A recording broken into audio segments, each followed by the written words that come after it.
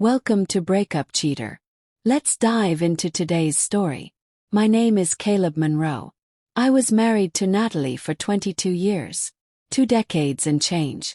Some call that a lifetime. I used to think so too.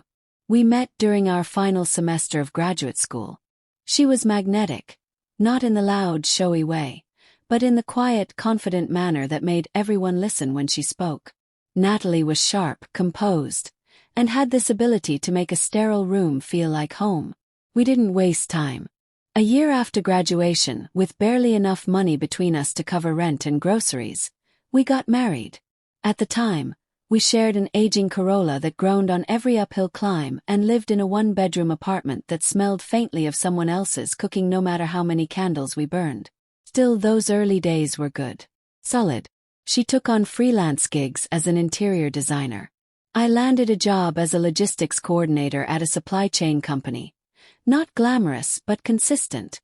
We weren't the flowers and violin music couple. We were planners, builders, intentional. It took us 8 years to decide we were ready for a child. Not because we didn't want one, but because we agreed we wouldn't bring a kid into chaos or uncertainty. When our daughter Claire was born, life changed. Not in a crash of emotion, but like a house finding its heartbeat. I pushed harder at work trying to climb. Natalie took a step back from her projects to focus on motherhood. We moved from that small apartment into a modest 3-bedroom home just outside the city. I drove a 10-year-old pickup that rattled when it idled. She got a gently used crossover that smelled like vanilla and old coffee. Our bills got paid.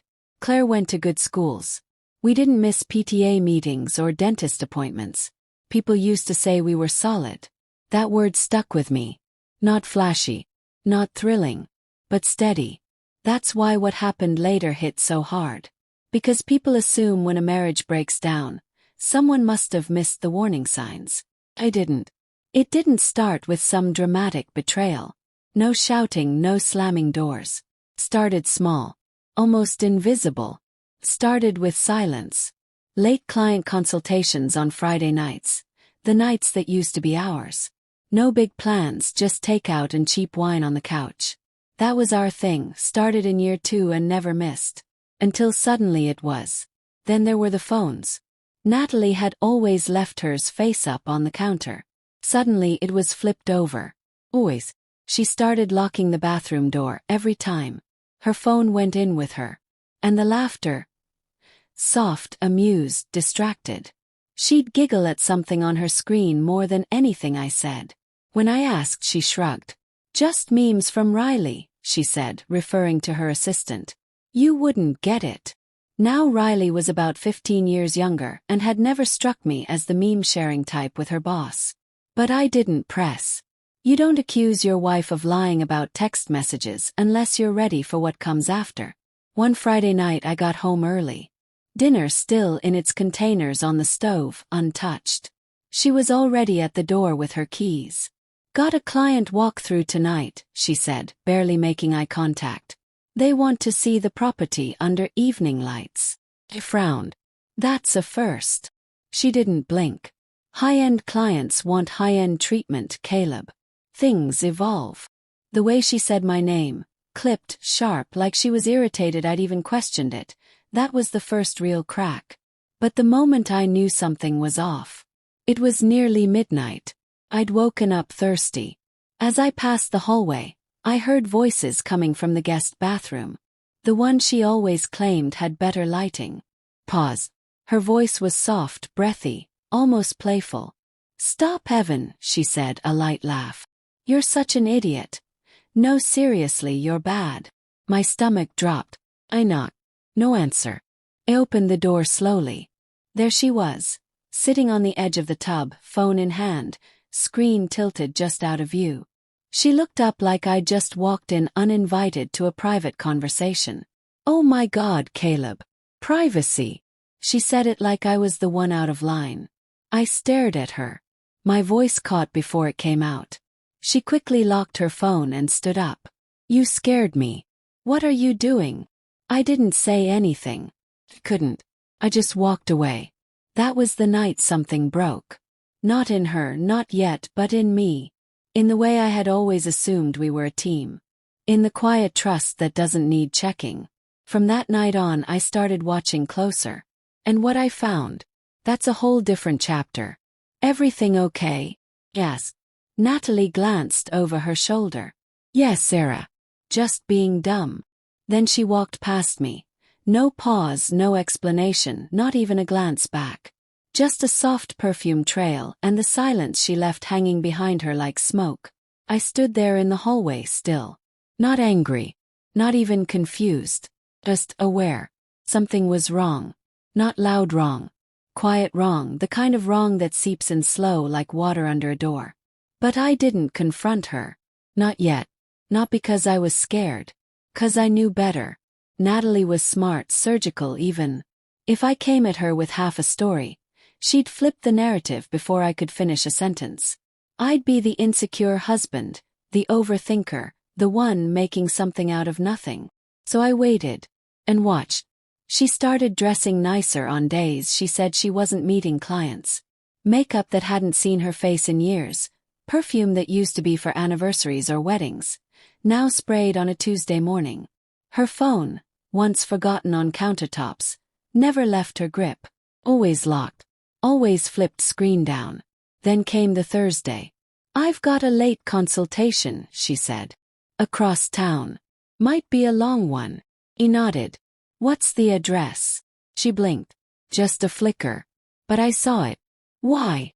Might order from that Italian place you like, I said. If you're close. She rattled off some street I didn't recognize. I nodded like I believed her. But the second her taillights disappeared, I was 2 cars behind. 10 minutes later, she pulled into a small back lot. Not an office. Not a design studio. A dim-lit cocktail bar. Not the address she gave. Parked a block away. 5 minutes later he came out. Late 20s, maybe early 30s. Lean. That kind of overconfident stride you only see in people who've never been humbled.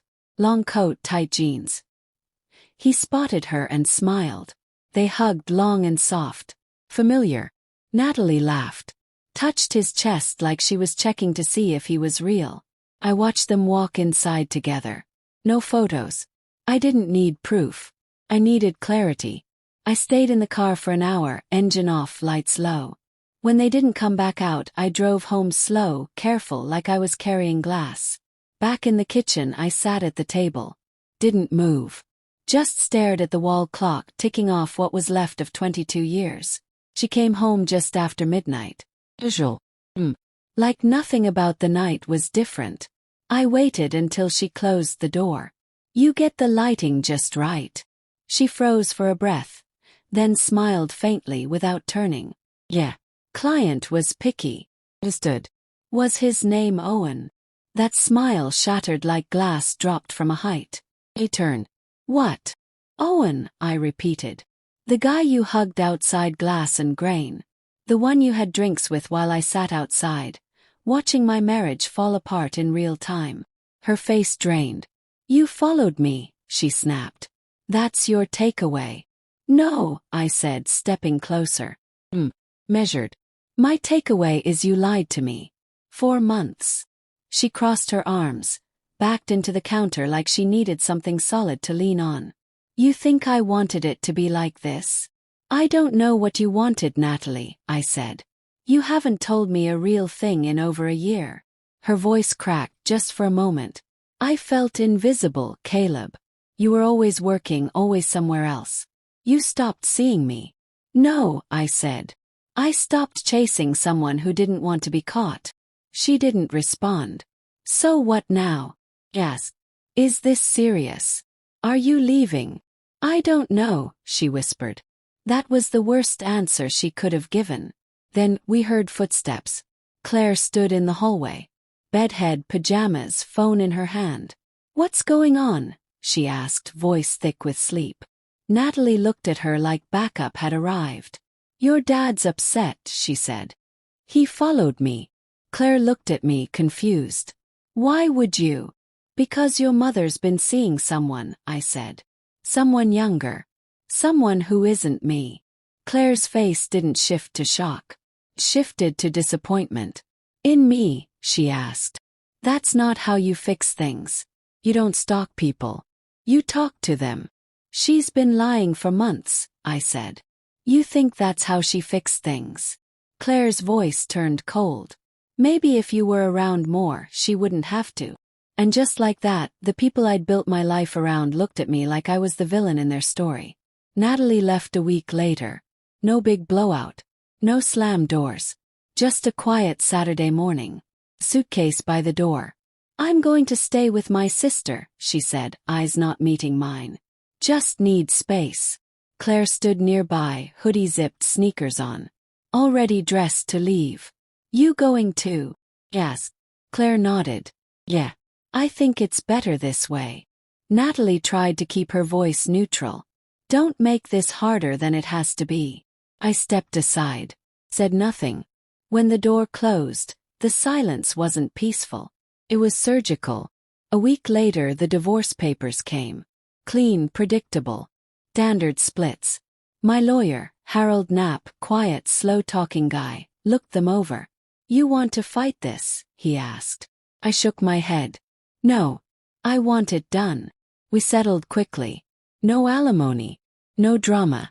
She didn't need the money. Already knew why. 2 days after our confrontation, I hired a PI, ex-cop named Cameron Mays. Discreet, clean, professional. Within a week I had what I expected. Owen was a grifter. Dated older women. Preferably successful, emotionally exhausted. Pitched fake businesses. Designed startups, travel companies. App-based nonsense.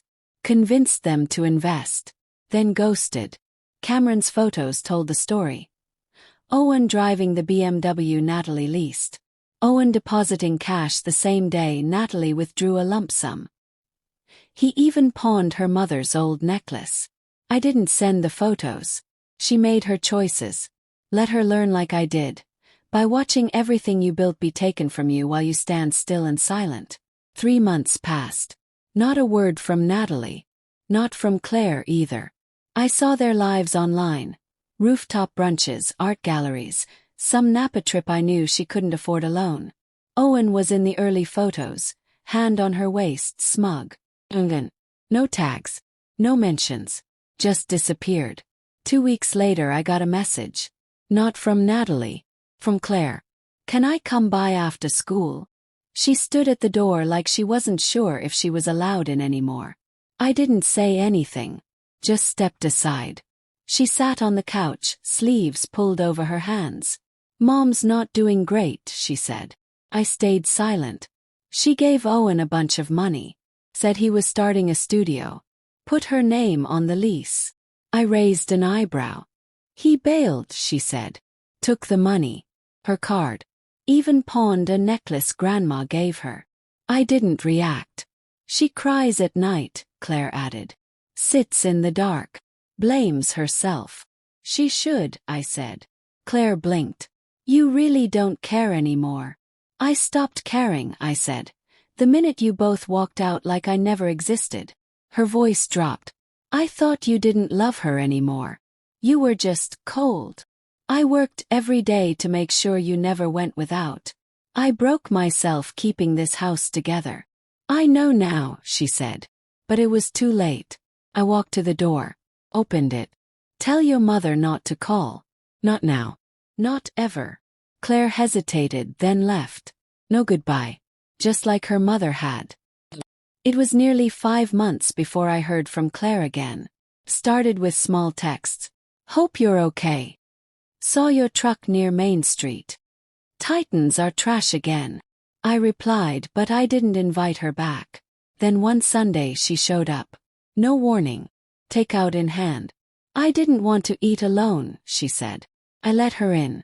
We ate in silence. She set her fork down. I was wrong about everything. I didn't respond. I believed her because I wanted to. She was there. You weren't. Talk. You didn't. I talked plenty, I said. You just weren't listening. I know, she said. And now I can't unsee it. A long silence. I want to come back, she said.